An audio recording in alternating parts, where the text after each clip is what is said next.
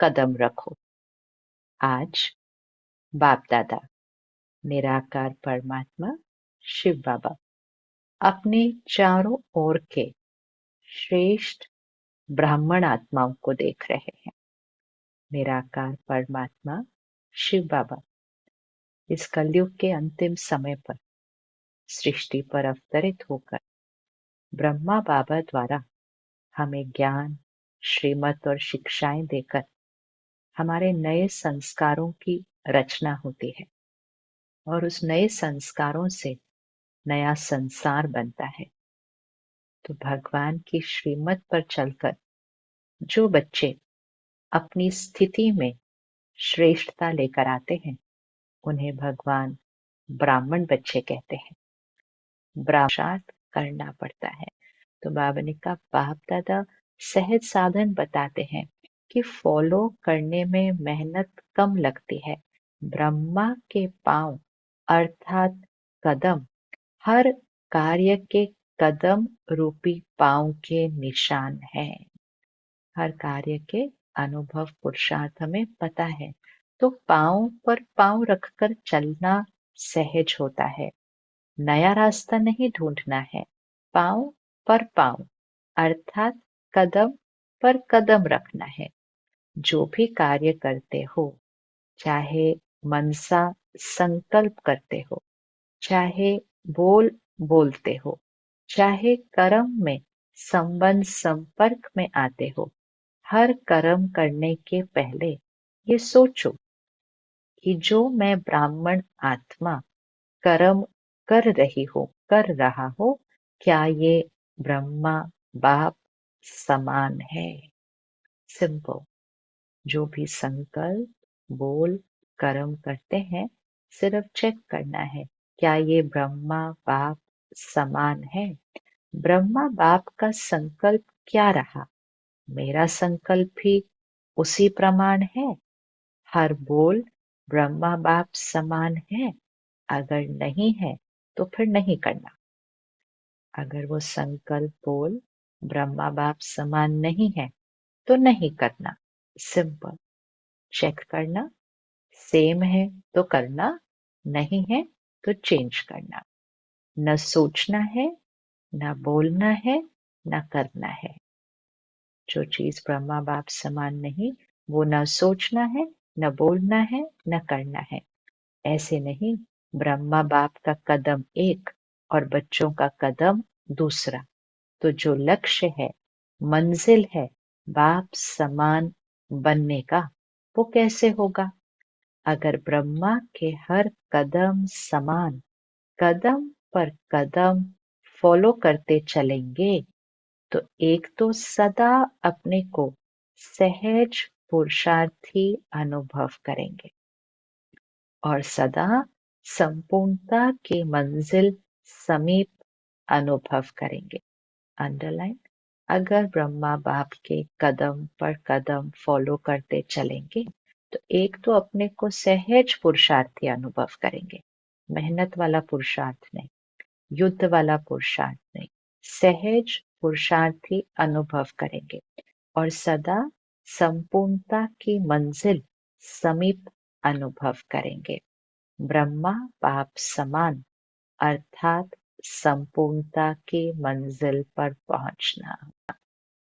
तो ब्रह्मा बाप वतन में आप सब बच्चों के संपूर्ण अव्यक्त फरिश्ते बनने का आह्वान कर रहे हैं। ब्रह्मा बाप के आह्वान का गीत व मधुर आह्वान का आवाज सुनाई नहीं देता? बाबा क्या कह रहे हैं? आओ बच्चे, मीठे बच्चे, जल्दी जल्दी आओ। तो शिव बाबा कहते हैं ब्रह्मा बाप का आपको आवाज सुनाई नहीं देता? आओ बच्चे, मीठे बच्चे, जल्दी जल्दी आओ। ये गीत व बोल सुनाई नहीं देता? ब्रह्मा बाप का आवाज सुनो, कैच करो। ज्यादा गाते हैं। बाप कहते हैं कुछ भी होगा, लेकिन आपका लक्ष्य क्या है? जो होगा वो देखने और सुनने का लक्ष्य है या ब्रह्मा बाप समान फरिश्ता बनने का लक्ष्य है। उसकी तैयारी कर ली है। प्रकृति अपना कुछ भी रंग रूप दिखाए, आप फरिश्ता बन बाप समान अव्यक्त रूपधारी बन प्रकृति के हर दृश्य को देखने के लिए तैयार हो। क्या होगा वो नहीं, लेकिन आप फरिश्ता बन बाप समान अव्यक्त रूपधारी बन प्रकृति के हर दृश्य को देखने के लिए तैयार हो। प्रकृति के हलचल के प्रभाव से मुक्त फरिश्ता बने करना है। अपनी स्थिति की तैयारी में लगे हुए हो या क्या होगा इसी सोचने में लगे हो। क्या कोई भी परिस्थिति सामने आए तो आप प्रकृति पति अपनी प्रकृति पति की सीट पर सेट होंगे या अपसेट होंगे। प्रकृति की हलचल का प्रभाव भी न पड़े। बाबा ने कहा कोई भी सीन आए, परिस्थिति आए तो आप प्रकृति पति अपनी प्रकृति पति की सीट पर सेट होंगे या अपसेट होंगे।